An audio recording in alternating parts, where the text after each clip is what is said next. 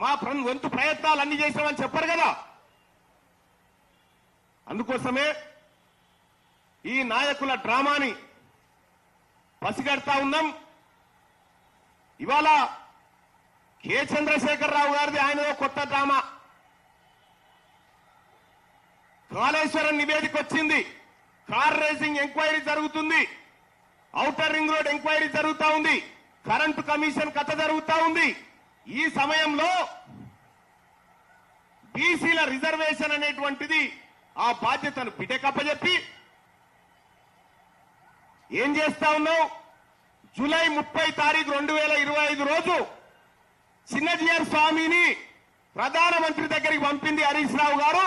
మీరు కేసీఆర్ కాదా? ఎందుకు పోయింది ఆయన? ఏ ఆఫర్ పెట్టి భారతీయ జనతా పార్టీ ముంగట? మీరు పోయి కలవలే? హరీష్ రావు గారు ఫామ్ హౌస్ లో జరుగుతున్నటువంటి చర్చకు మీడియేటర్ గా లేడా చిన్నజీఆర్ స్వామికి? వీళ్లకు మీరు మీ సొంత రాజకీయ అవసరాలు తీర్చుకోవడానికి, మీరు కేసులలోంచి బయటపడడానికి మీ తాపత్రయం ప్రతిరోజు ఉంది తప్ప మా బీసీల గురించి ఆలోచించేటువంటి ఆలోచనే మీకు లేదు. కాబట్టి బీసీ ప్రజలారా, లోకల్ బాడీ ఎన్నికల్లో ఈ రాజకీయ పార్టీలకు బుద్ధి చెప్పాల్సినటువంటి అవసరం ఉంది. ఈ రాజకీయ పార్టీలు ఈ బీసీలను మోసం చేస్తున్న రాజకీయ పార్టీల పట్ల మనం అప్రమత్తంగా ఉండి బీసీలం స్థానిక సంస్థల ఎన్నికల్ని పూర్తి స్థాయిలో ప్రభావితం చేయాల్సినటువంటి సమయం ఆసన్నమైంది. రాజకీయంగా ఈ పార్టీలను ఎదుర్కొంటే తప్ప మన అవసరాలు తీరవనేటువంటి విషయాన్ని నేను గుర్తు చేస్తా ఉన్నా. ఇక రెండో విషయం, మీరు ఢిల్లీకి పోతా అంటున్నారు కదా, 3 రోజులు ఎందుకు? పూర్తి స్థాయిలో నిరాహార దీక్ష చేయరి.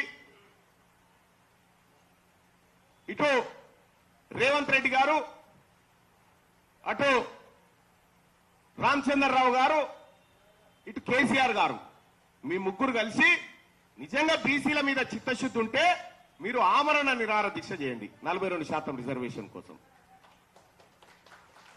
మేము మద్దతు ఇస్తాం. మిమ్మల్ని ఎవరు లేపకుండా, మీరు నిరాహార దీక్షలోంచి మిమ్మల్ని ఎవరు లేపకుండా మేమందరం కావాలంటాం. మీరు చేయండి. మీ నిరాహార దీక్ష భంగం కాకుండా అటెంకల సుక్క నీరు కూడా ఉంచాం.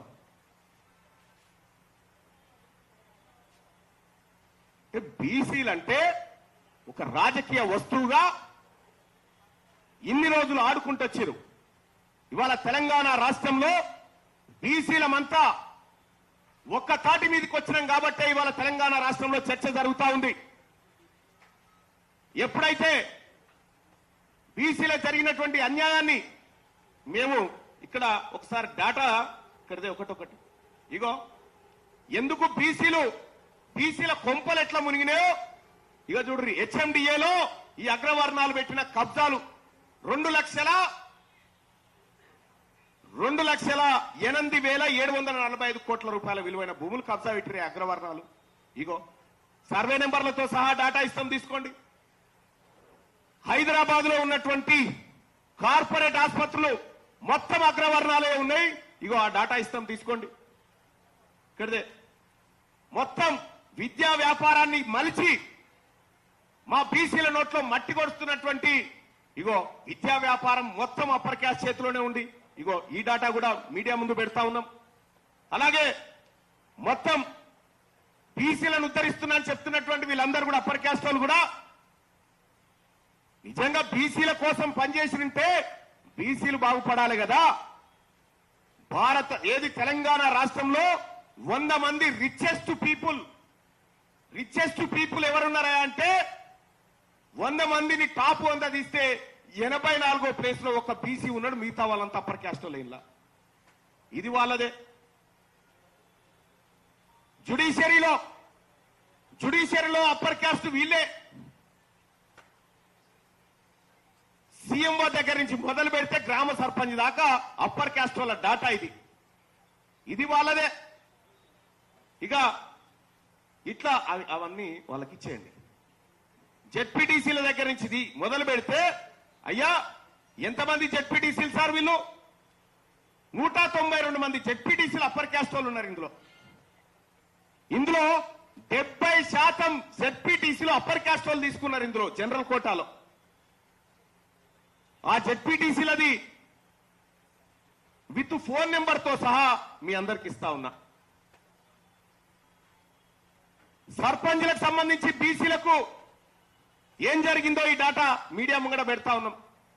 ఎంపీటీసీలు జెడ్పీటీసీలు మాకు అంతో ఇంతో గ్రామీణ వాతావరణంలో గ్రామీణ ప్రాంతంలో బీసీలు రాజకీయంగా జనరల్ సీట్లలో పోటీ చేసి కనీసం 50 సంపాదించుకున్నారు. ఇలా ఆల్రెడీ మాకున్నది ఇడిచిపెట్టి మాకు వస్తున్న దాన్ని పక్కకు పెట్టి మాకు విద్యా ఉద్యోగాల విషయంలో జరిగినటువంటి అన్యాయాన్ని చెప్పకుండా ఆ అంశాన్ని పక్కకు బారేసి కొత్త డ్రామాకు తెరలేపారు. కాబట్టి బీసీ ప్రజలారా, ఈ వేదిక నుంచి బీసీ జేఏసీ ప్రకటిస్తా ఉంది, మీరు 42% రిజర్వేషన్ తీసుకొస్తే పూలదండలు